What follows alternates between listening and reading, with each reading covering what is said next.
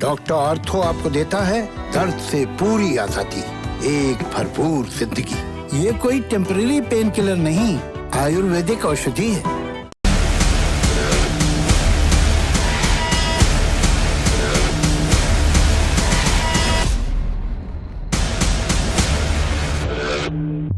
अनिल देशमुख कह रहे हैं कि परमबीर सिंह का तबादला रूटीन प्रशासकीय ट्रांसफर नहीं है। मुंबई पुलिस विभाग के प्रमुख होने के नाते उनके सहयोगी अधिकारी की कुछ गंभीर गलतियों की वजह से यह काम हो रहा है, और ऐसी गलतियां हैं ये जिसके लिए माफी नहीं दी जा सकती, और इस कारण उनका तबादला किया जा रहा है। इस मामले में अब जांच में जो सामने आएगा उसके अनुसार कार्रवाई होगी। ये मैं शब्दशः उस पूरे के पूरे बयान को आपको पढ़कर सुना रही थी। अब मेरा सवाल ये है, ऐसी कौन सी गलती है? परमबीर सिंह ने ऐसी कौन सी गलती की? क्यों खुलकर नहीं बोल रहे अनिल देशमुख? और अगर गलती माफी लायक नहीं है जैसा वो खुद कह रहे हैं, तो फिर तबादला क्यों? सीधा बर्खास्त क्यों नहीं किया आपने? बात सिर्फ यहीं पर खत्म नहीं हो रही है। अनिल देशमुख एनसीपी कोटे के मंत्री कुछ और कहते हैं कि माफी गलती लायक नहीं है, शिवसेना कुछ और ही ट्रैक पर है।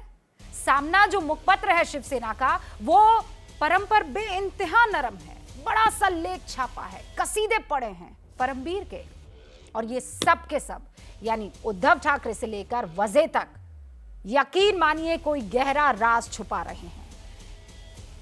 क्या परमबीर देशमुख वजह उद्धव, उद्धव वजह परमबीर देशमुख, ये पहेली सा नहीं दिख रहा है जो गहराती चली जा रही है, जिसका कोई अंत दिखाई नहीं दे रहा है? और आज इसी पर हुंकार, क्योंकि अगला नंबर हमारे सूत्र बता रहे हैं कि महाराष्ट्र के गृह मंत्री अनिल देशमुख का हो सकता है। अरे भाई, क्या छुपा रहे हैं आप?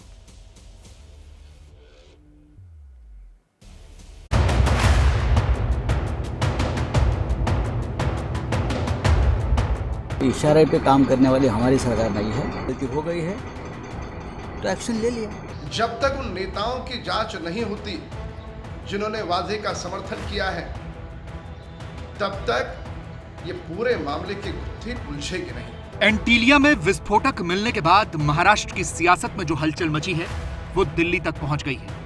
आज सुबह महाराष्ट्र के गृह मंत्री अनिल देशमुख जब दिल्ली में एनसीपी अध्यक्ष शरद पवार से मिलने पहुंचे तो खबर आई कि शरद पवार देशमुख से नाराज हैं और उनको गृह मंत्री के पद से हटाया जा सकता है। लेकिन पवार से मुलाकात के बाद बाहर निकले देशमुख खुद को लेकर पूछे गए सवाल को टाल गए। ये दोनों की जांच एनआईए और उधर में एटीएस कर रही है, और ये जांच में एनआईए को राज्य शासन का पूरा सहयोग है। उसमें अच्छी तरीके से जांच होना चाहिए, और जो भी इसमें आरोपी हो उनके नाम आगे आना चाहिए ताकि कानूनन उनके ऊपर कार्रवाई कर सके। पुलिस को लेकर के सवाल लगातार उठाए जा रहे हैं। कई सीनियर अधिकारियों ने सर ये कहा है वो खुश नहीं है। सीनियर अधिकारी सर परमबीर सिंह को जैसे हटाया गया, ट्रांसफर को लेकर कोई बात हुई है? सर सीनियर ऑफिसर्स के ट्रांसफर को लेकर कोई बात हुई है? सर बहुत बढ़िया। उधर मुंबई पुलिस के पूर्व कमिश्नर परमबीर सिंह को लेकर शिवसेना और एनसीपी आमने सामने है। एनसीपी के गृह मंत्री अनिल देशमुख परमबीर सिंह के तबादले को सही बता रहे हैं, वहीं शिवसेना परमबीर सिंह का बचाव कर रही है। देशमुख के बयान के बाद शिवसेना ने सामना में परमबीर का बचाव किया। सामना में लिखा गया कि मुंबई पुलिस कमिश्नर से परमबीर सिंह को बदल दिया गया, इसका मतलब वो गुनहगार सिद्ध नहीं होते। मुंबई पुलिस आयुक्त पद की कमान उन्होंने अत्यंत कठिन समय में संभाली थी। कोरोना संकट से लड़ने के लिए उन्होंने पुलिस में जोश का निर्माण किया था। सुशांत कंगना जैसे प्रकरणों में उन्होंने पुलिस का मनोबल टूटने नहीं दिया। एंटीलिया केस को लेकर बीजेपी के हमले आज भी जारी रहे। पूर्व मुख्यमंत्री नारायण राणे ने महाराष्ट्र के मुख्यमंत्री के इस्तीफे की मांग की है। ये जो सचिन वाजे का और मनसुख जी का और मुकेश अंबानी का सुरक्षितता का सवाल है, उनको धमकी देने का सवाल है, ये सब में मुख्यमंत्री जिम्मेदार है ऐसा मैं लगता हूँ, तो उन्हें पहला इस्तीफा देना चाहिए बस। राजनीतिक वार पलटवार अपनी जगह है, लेकिन सचिन वाजे और शिवसेना की नजदीकी एंटीलिया केस में महाराष्ट्र सरकार के लिए बड़ी मुसीबत बन गई है।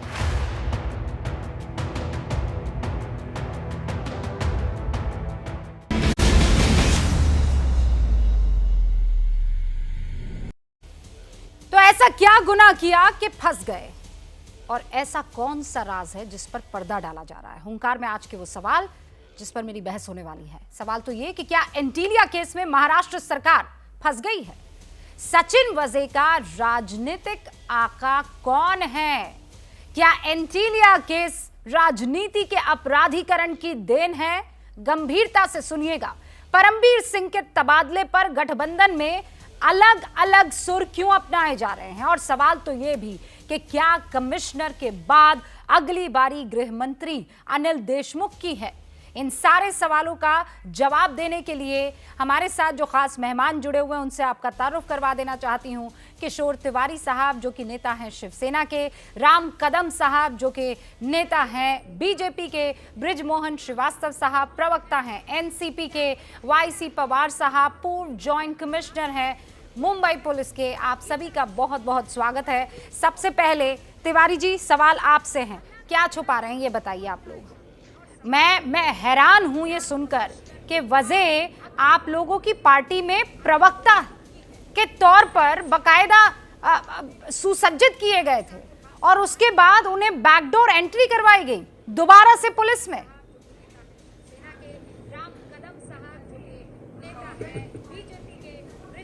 क्या बात है? आप भी एनआईए वाली जो गैंग है जिसमें सब रूमर्स फैलाते वहीं चले गई। एक बात बताऊं, 2008 में ये शिवसेना में आए और शिवसेना के उसके बाद चले गए। अभी तो हर साल लोग इधर उधर जाते रहते हैं। जो हमारे प्रवक्ता थे वो बीजेपी के आपकी तरह राजनेता नहीं है ना भाई, वो पुलिस अधिकारी रहे हैं ना। कोई भी पुलिस अधिकारी आएगा, प्रवक्ता बन जाएगा, उसकी मर्जी होगी तो वीआरएस लेने की कोशिश करेगा, नौकरी छोड़ने की कोशिश करेगा, और आपको इतनी मोहब्बत कि आप उसे बाहों से बाहर निकलने नहीं देंगे। ये वजह से कनेक्शन क्या आप लोगों का? देखो, नहीं, वजह से हमारा कोई कनेक्शन है तो एनआईए ढूंढ के निकाल ले। एनआईए पे तो आपको यकीन नहीं है। अभी तो आप कह रहे थे एनआईए गैंग रूमर फैला रही है। नहीं, एनआईए में दम हो तो निकाल लेना। सुशांत सिंह में ईडी सीबीआई आई, एनसीपी आई, कुछ नहीं मिला। अब ये भी देख ले।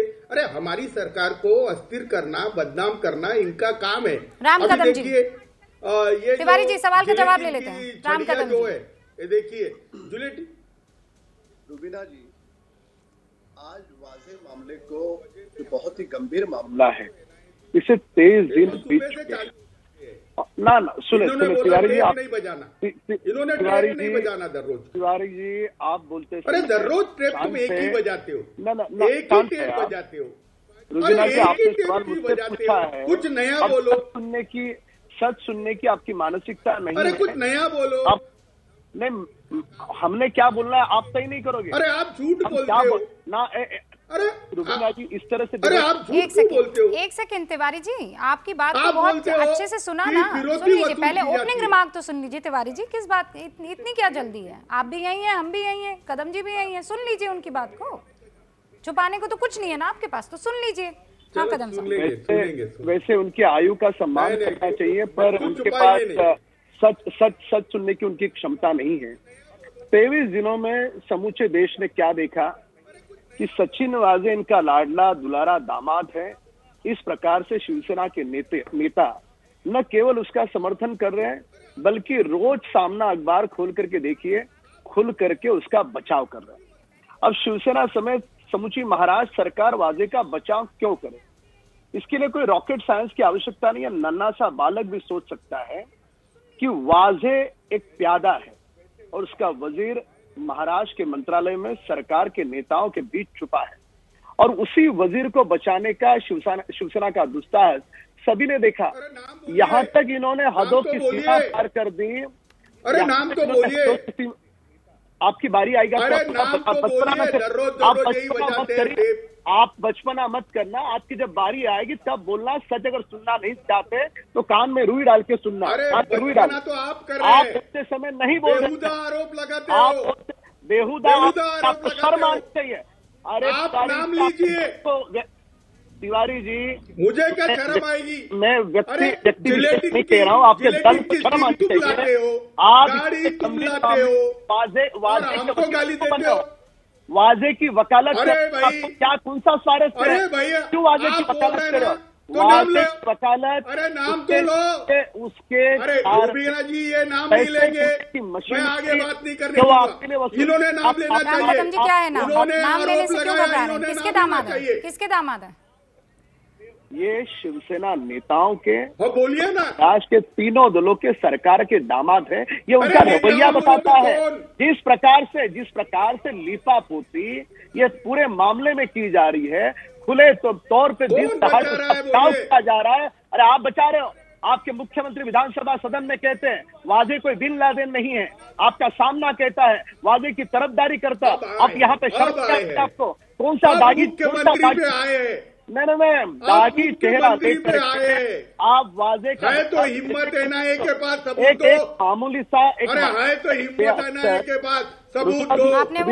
आपने वो कहावत सुनी है तिवारी जी, चोरी ऊपर से सीना जोरी, सुनिए? या बोलिए। रुबीना जी, देखो हमारे सरकार में किसने चोरी नहीं की। रुबीना जी, अगर कोई पुलिस अफसर कानून तोड़ता ये है तो शिवसेना आप नेताओं बता की दीजिए, स्ट्रैटेजी है। लेकिन कोई शिवसेना नेताओं की स्ट्रैटेजी है नेशनल कि टीवी सामने पे कोई सच हमें बोलने बदनाम लग नहीं जाए किया जाना तो चाहिए। पीछे से तिवारी जी इतना जोर एक से बात बोलो सुन लीजिए कि आप। आवाज कदम साहब एक सेकंड रुकिए। तिवारी जी एक बात सुन लीजिए आप। आपकी सरकार है जिसकी नाक के नीचे एक छोटे दर्जे का पुलिसकर्मी सारे हाई प्रोफाइल केसेस संभालता है। एक छोटे दर्जे का पुलिसकर्मी उन तमाम आरोपों में लिप्त पाया जाता है जो आपकी की पूरी नगरी को कालिक पोतते हुए दिखता है। और आप लोग ये कह रहे हैं कि वो बिन लादेन नहीं है। आप बड़े बड़े कसीदे कस रहे हैं और आप कह रहे हैं कि लाओ जरा, सबूत हो तो दिखाओ जरा। अरे घमंड की पराकाष्ठा अगर कहीं है तिवारी जी तो वो अभी आपके बयानों में है। प्लीज, ये वर्दी की बात है और मजाक मत बनवाइए वर्दी का। बृजमोहन श्रीवास्तव जी गृह मंत्री आपके कोटे से हैं। रुकिए तिवारी जी एक सेकंड। मेरी बात नहीं मैं सुनूंगी आपकी बात, आप रुक जाइए। दो और मेहमान और उसके बाद मैं आपकी बात सुनूंगी। सर सुनिए। नहीं पहले मेरी बात सुनो। बृजमोहन श्रीवास्तव जी, साथ में। हाँ, बृजमोहन श्रीवास्तव जी एनसीपी कोटे के मंत्री हैं। हमें ये जानकारी है कि शरद पवार बहुत क्लियर थे इस मामले में कि अगर कोई अधिकारी पुलिस का ठीक से अपना काम नहीं कर रहा है तो उसे जाना होगा। एनसीपी कुछ और कहती है, अनिल देशमुख कहते हैं कि गलती माफी लायक नहीं थी और वहां सामना में बड़े बड़े लेख लिखे जाते हैं। क्या चल रहा है सर बृजमोहन जी? देखिए कि सामना महाराष्ट्र सरकार का स्पोक्स पर्सन नहीं, वो एक शिवसेना का पेपर है। उनकी बात कहना और गृह मंत्री की बात को कहना, गृह मंत्री जब कोई बात कह रहे हैं तो शासन बोल रहा है, शासन कह रहा है उस बात को, तो आपको जो गृह मंत्री जी ने कहा है उस बात पे आपको जाना होगा। एक दूसरा, अगर आप ये कहती हैं कि इस मामले में एनसीपी और शिवसेना के बीच में कोई नाइंसाफी है तो मैं आपको स्पष्ट कर दूं, इस प्रकार की कोई नाइंसाफी बिल्कुल भी नहीं है। मुद्दा इसमें यह है कि यहाँ सबसे बड़ी प्रॉब्लम क्या हो गई है कि जिस आदमी ने, जिसको संदिग्ध माना गया है, वो व्यक्ति वो पुलिस कस्टडी में है, एनआईए के पास है। जिस अधिकारी के बारे में कहा जा रहा था कि उसकी कोई संलिप्तता हो सकती है, जिसको लेकर शायद जांच प्रभावित हो सकती है, उनको पद से हटाया जा चुका है। एनआईए भारत सरकार की एजेंसी है जो जांच कर रही है। बीजेपी के नेताओं को एनआईए की जांच पे शक क्यों है, इसका कारण मैं बताना चाहता हूं आपको। ये शक इसलिए है क्योंकि उनको ये बात मालूम है कि एनआईए जो जांच कर रही है उस जांच में किसी भी राजनेता की कोई संलिप्तता नहीं पाई जाएगी। ये बात मैं इसलिए कह रहा हूं कि 5 जून 2020 को जिस दिन वाजे का रीस्टेटमेंट हुआ है उस दिन उनके साथ 17 लोग और थे। क्या भारतीय जनता पार्टी को उस दिन नहीं मालूम था, उनके नेताओं को उस दिन नहीं मालूम था कि गलत आदमी रीस्टेट कर दिया गया है? उन्होंने उस मुद्दे को उस समय नहीं उठाया। आज इस मुद्दे को उठाने के पीछे कारण ये कि महाराष्ट्र में भारतीय जनता पार्टी में अफरा तफरी मची हुई है, क्योंकि भारतीय जनता पार्टी के विधायकों को, कार्यकर्ताओं को ये पता लग चुका है कि ये सरकार 3.5 साल तक बेहतर तरीके से काम करेगी और आने वाले 5 साल में फिर चुनाव जीतेगी। इनकी पार्टी टूट रही है। इनकी पार्टी में अफरा तफरी मनी है। राम कदम जी, आपकी पार्टी की अफरा तफरी की वजह से आप इस तरीके की स्क्रिप्ट तैयार कर रहे हैं, पहेली तैयार कर रहे हैं, सीधा सीधा आरोप है। जी एक मिनट, उसको बचाने के लिए भारतीय जनता पार्टी के नेता गिमिक्स कर रहे हैं। आप मुझे बताइए, जांच एजेंसी मुंबई में जांच कर रही है एनआईए, प्राइम मिनिस्टर और होम मिनिस्टर से मिलने की क्या जरूरत है? मैं कह रही हूँ गिमिक कर रही है, आपको मैं कह रही हूँ गिमिक कर रही, ठीक है, आप जो कह रहे हैं कि गिमिक कर रही है, तो इस गिमिक में आपने कैसे आ गए? आपने परमबीर सिंह को फिर क्यों हटाया? फिर आपने वज़े को बाहर का रास्ता क्यों दिखाया? ये आप राम कदम की गिमिक में कैसे फंस गए फिर?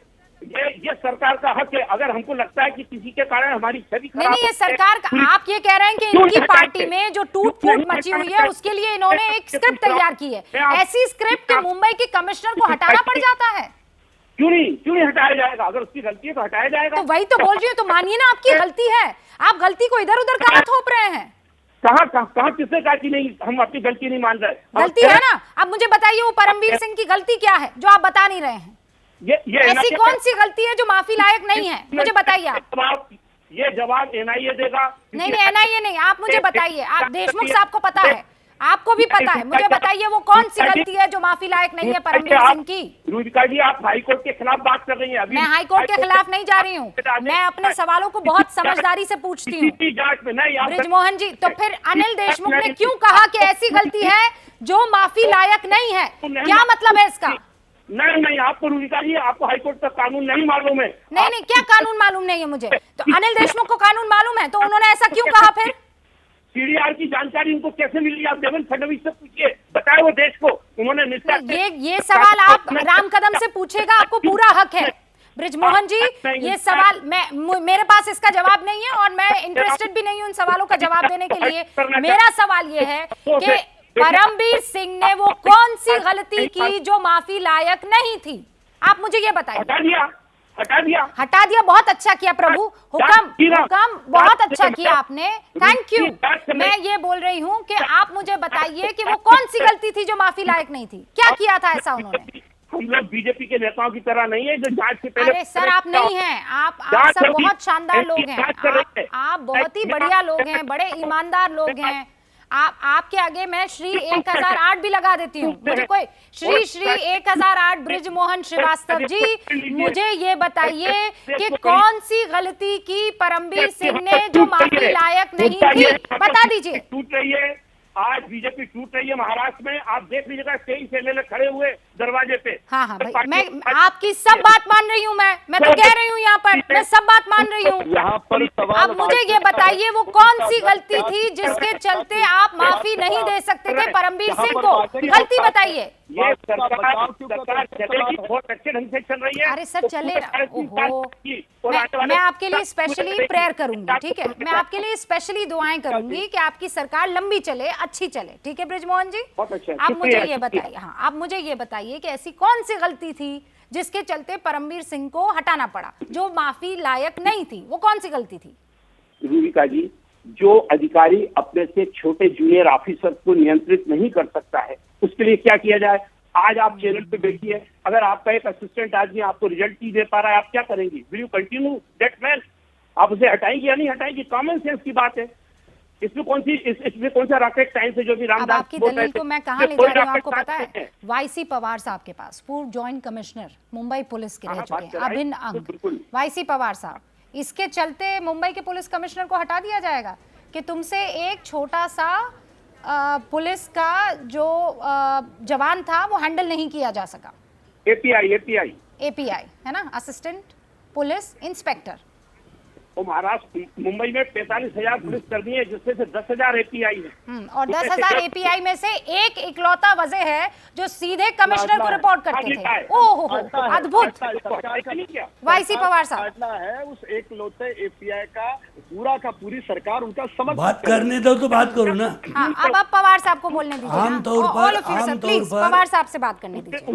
आमतौर पर एपीआई के ऊपर पीआई होता है, पीआई के ऊपर एसीपी होता है, एसीपी के ऊपर डीसीपी होता है, डीसीपी होता है, डीसीपी के ऊपर एडिशनल कमिश्नर होता है, एडिशनल के ऊपर जॉइंट होता है, उसके बाद में कमिश्नर आता है।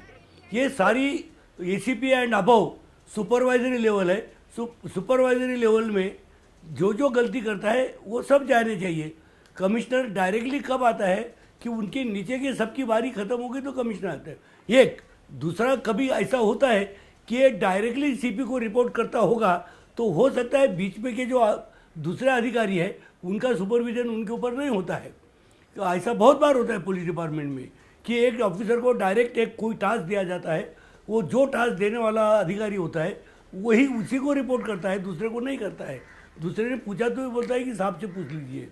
तो नॉर्मल कोर्स में ये जो दिख रहा है सिर्फ कमिश्नर को ट्रांसफ़र किया, इसका मतलब सचिन वाजे एपीआई जो थे वो सीधे कमिश्नर को रिपोर्ट करते होंगे। All right sir, thank you, बहुत बहुत शुक्रिया इस सच्चाई को सामने लाने के लिए। बृजमोहन जी बड़े कॉन्फिडेंस में कह रहे थे कि कमिश्नर ने गलती की, उनसे एक एपीआई नहीं संभल सका इसीलिए हटा दिया गया, और उसके बाद पवार साहब ने बकायदा पूरी हायरार्की गिना दी कि लीजिए तो फिर लाइन से इन सबको भी जाना चाहिए था, खाली कमिश्नर क्यों? तो बताइए ना, राज क्या है, बेपर्दा क्यों नहीं कर रहे हैं? किसका डर है, या किसके चले जाने का डर है, किस राज के सामने आ जाने का डर है?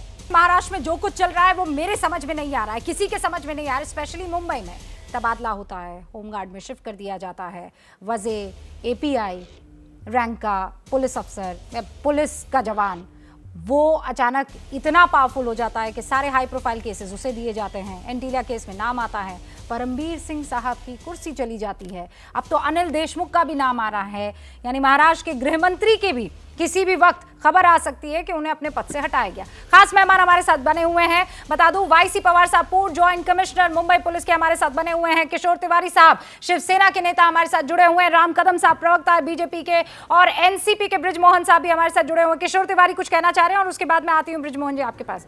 किशोर तिवारी जी, पवार साहब के सवाल का जवाब दीजिएगा, बाकी सारे अधिकारियों को क्यों नहीं हटाया आपने, सिर्फ कमिश्नर क्यों? फिर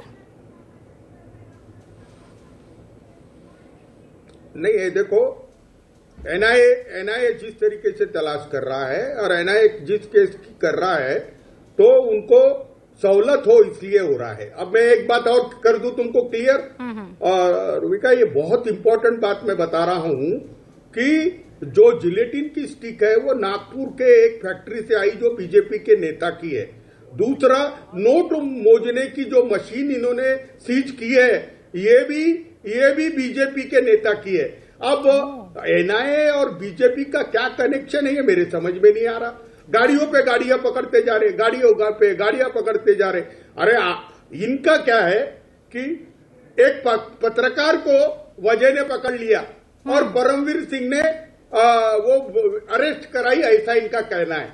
तो इन्होंने टारगेट किया, हमने बोला पकड़ करके बताओ हमको, क्या करके बताते।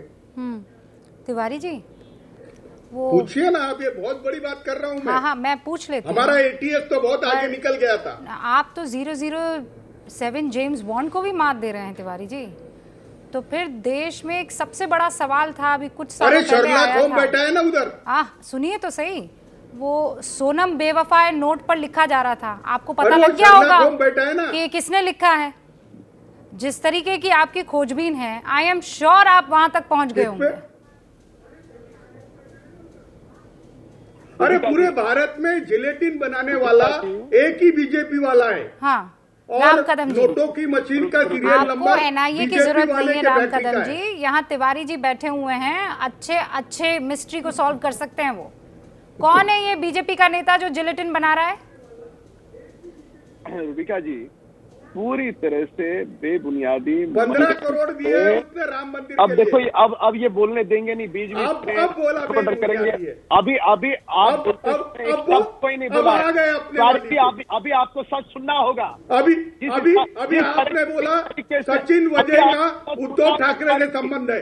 आपने बुनियादी बात की। आप बोलते हैं कि सचिन वजह का उद्धव ठाकरे से संबंध है। आपको यदि जवाब देना नहीं है, कोई भी टीवी विपक्ष नेता ने बोला कि फिरौती वसूल करते हो। आप फिरौती वसूल करने के लिए आया है। बीच में अरे आप कैसे चालू हो जाते हो, जहाँ आते हो वहाँ रखते हो। गाड़ी के गाड़ी में कबूल करो मनसुख भाई हिरेन की हत्या की आपने। किशोर जी, अरे आप कबूल करो ना, कर रहे हो। किशोर जी एक सेकंड रुकिए तो सही भाई, आपने बड़े सवाल पूछे ना, अब उन सवाल का जवाब राम कदम से मैं ना लूं? बताइए, गंभीर सवाल ना। आप कह रहे हैं कि पूरे देश में एक ही जिलेटिन की छड़ी बनाता है, वो बीजेपी का। नहीं, कोई नहीं कर सकता, मैं हूँ इसके लिए, मतलब बचाव के लिए मैं हूँ। ऐसे कैसे कोई अपमान कर सकता है? राम कदम जी। रुबिका जी, मैं इनके साथ कई डिबेट कर चुका हूँ। इनके एक तरीका है इनका इनके पास बोलने के लिए जवाब नहीं है तो बीच बीच में बोलो और वो समय निकाल दो, फिर एंकर दूसरे वक्ता के पास शिफ्ट हो जाता है। ये उनका सोची समझी साजिश के तहत वे बीच बीच में चिल्ला रहे। आपका आभार। अरे तुम तो सुबह Tiwari ji please, it's a request. Shiv Sena को गाली देने के लिए सुनिए किशोर तिवारी जी आप मेरे कहे का मान रखिए। किशोर तिवारी जी मेरे कहे का मान रखिए। आप सुन लीजिए ना, एक बार बात सुन लीजिए, फिर मैं काउंटर का मौका दूंगी। ओके तिवारी जी। हाँ राम कदम जी। रूबिका जी, पुलिस की गाड़ियां जो वाजे की खुद की है, उन गाड़ियों में जिलेटिन रखा जाता है। पैसे गिनने की मशीन आती है सामने, कैश पैसे आते हैं, करोड़ों रुपयों की गाड़ियां उसके सामने आती है, सामना में उसके तारीफ के फूल उस पर बरसाए जाते हैं। ये सारे बिंदु क्या दर्शाते हैं? देश के लोग, महाराष्ट्र के लोग क्या इतने मूर्ख है कि उसका सही अर्थ नहीं लगाएंगे? ये पहली बात। और दूसरा मैं तर्क दे दूं कि 23 दिनों में, जैसे आज का सामना अखबार मुंबई पुलिस कमिश्नर की तारीफ कर रहा है और उसी जगह पर इनके साथी गृह मंत्री कह रहे हैं कि क्षमा नहीं कर सकते, इतनी बड़ी गलतियां कमिश्नर से हुई है। अब एक ही सरकार के दो अलग अलग पक्ष, एक पूरब कह रहा है, एक पश्चिम कह रहा है, और उसी के कारण महाराष्ट्र में पूरी तरह कानून व्यवस्था ध्वस्त हो चुकी है। हमारा केवल मात्र इतना ही सवाल है, जी सारे ब्रिजमोहन जी ये कह रहे हैं कि सामना में जो लिखना हो लिखे, लेकिन वो सरकार का पक्ष तो नहीं है। सरकार का जो पक्ष है वो अनिल देशमुख ने कह दिया है, और जब ये कहा कि गलती माफी लायक नहीं है तो एनआईए जांच करेगी। सामना यदि अखबार केवल होता तो मैं आपकी बात मान लेता। सामना शिवसेना पार्टी का उनका मुखपत्र है और शिवसेना के ही मुख्यमंत्री बैठे हैं, तो इसके लिए सामना में जो आता है तो मुख्यमंत्री का अपना बयान है। पार्टी थोड़ी सरकार, मुख्यमंत्री का बयान होता, फिर से आ जाते हो सवेरे फिर से पार्टी सरकार नहीं होती। आपके पास तो पढ़ाई करके आते नहीं, आपके पास बैठ जाते हो नहीं है तो लोगों का अध्ययन मत निकालिए, अध्ययन के साथ अरे कुछ भी बोलते हो।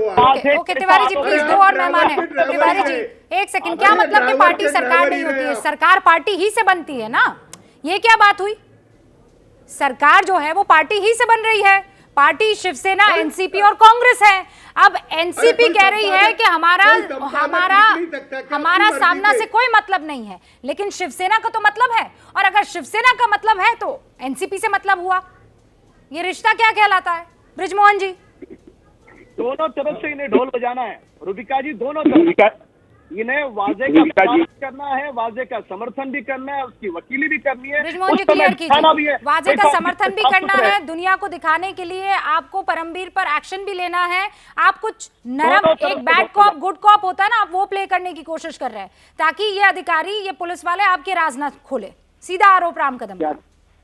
क्या आपको ऐसा लगता है कि एनआईए किसी को माफ करेगी अगर उसके सामने कोई सबूत आ जाएंगे? क्या इनको, मैं ये कह रहा हूं कि बीजेपी के नेताओं को एनआईए की जांच पर विश्वास ही नहीं है। हम ये कह रहे हैं कि एनआईए को जांच करने की पूरी हम लोगों ने जितना हो सकता उतना सहयोग करी है महाराष्ट्र की सरकार, और हम लोग चाहते हैं कि एनआईए सच्चाई तक पहुंचे और जो भी इससे जुड़े ब्रिजमोहन जी, तो पवार साहब के सवाल का जवाब दे दीजिए। आपने कहा था कि एपीआई को नहीं संभाल पाए, वो इनडिसिप्लिन हो गया, इसीलिए परमवीर जी को जाना पड़ा। मुझे बताइए बीच के सारे रैंक के अधिकारी कहाँ गए? उनको भी जाना चाहिए फिर तो। देखिए इस मामले में जो पवार साहब ने कहा, आपने उसको ध्यान से शायद नहीं सुना। उन्होंने ये कहा कि अगर कोई अधिकारी अपने ऊपर के किसी अधिकारी को सीधा बता रहा है तो बीच के किसी अधिकारी को उसकी जानकारी नहीं मिलती है। तो चूंकि वो सीधा रिपोर्ट कर रहे थे, सीआईयू के वो प्रमुख थे, वो सीधा रिपोर्ट करते थे पुलिस कमिश्नर को, तो पुलिस कमिश्नर को ही रिपोर्ट करते थे, तो पुलिस कमिश्नर के खिलाफ भी जांच हुई है, उनको हटाया गया इसीलिए। और जहां तक सचिन वाजे की बात है, सचिन वाजे के साथ किसी भी प्रकार की सरकार ने कोई भी इनायत नहीं की उसके ऊपर। जैसे ही पता लगा, जैसे ही उसी को ब्रिजमोहन जी, उसी को तो आपने तोपा शुरू में, जब हमने विधानसभा सदस्य हमने उस पर सवाल उठाया तब जाकर के मजबूरन आपको वाजे को हटाना पड़ा। नहीं ब्रिजमोहन जी मैं माफ करना, आपको टोकूंगा नहीं, केवल मतलब नहीं ब्रिजमोहन जी क्षमा करना, आपको टोकूंगा नहीं, आप बहुत ही शालीनता से बात करते हो। मेरा इतना ही कहना था ब्रिजमोहन जी, महाराष्ट्र की सरकार ने उसी वाजे को, जब आप आरोपी है, उसी को ये केस का जिम्मा सौंपा था, वही आयो था, वही अधिकारी था, जब सदन में देवेंद्र फडणवीस जी ने पुख्ता सबूत दिए, पुरजोर तरीके से रखे, तब जाकर के घुटने टेकते हुए महाराष्ट्र सरकार को झुकना पड़ा, वाजे को हटाना पड़ा, वाजे को सस्पेंड करो करके हम कह रहे थे, आपने नहीं किया। अब तक जो ओके सर, मेरे पास वक्त की कमी है। पवार साहब, ब्रिजमोहन जी एक सेकंड रुकिए। पवार साहब, अब तक जो ब्रिजमोहन जी कह रहे हैं वो उतना सरल और सीधा दिख रहा है आपको? एक सेकंड जेंटलमैन प्लीज, पवार साहब, वाईसी पवार साहब।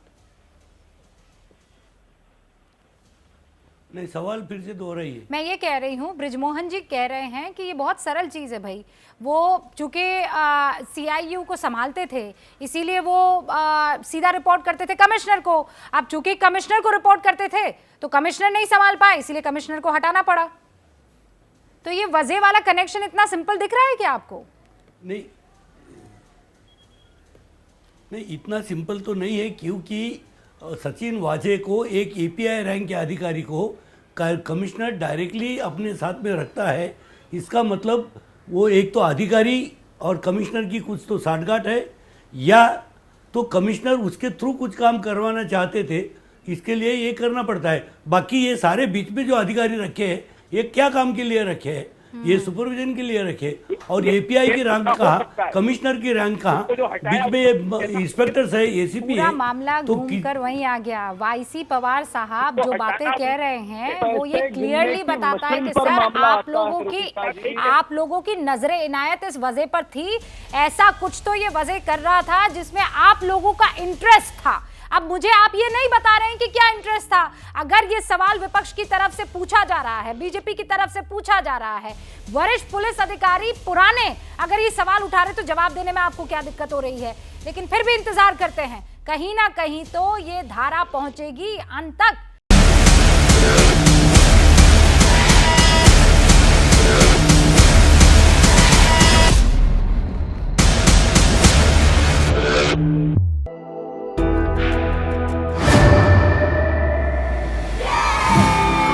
घुटना, कंधा या कमर, चाहे जैसा हो दर्द, डॉक्टर ऑर्थो आपको देता है दर्द से पूरी आजादी, एक भरपूर जिंदगी। ये कोई टेम्परेरी पेन किलर नहीं, आयुर्वेदिक औषधि है।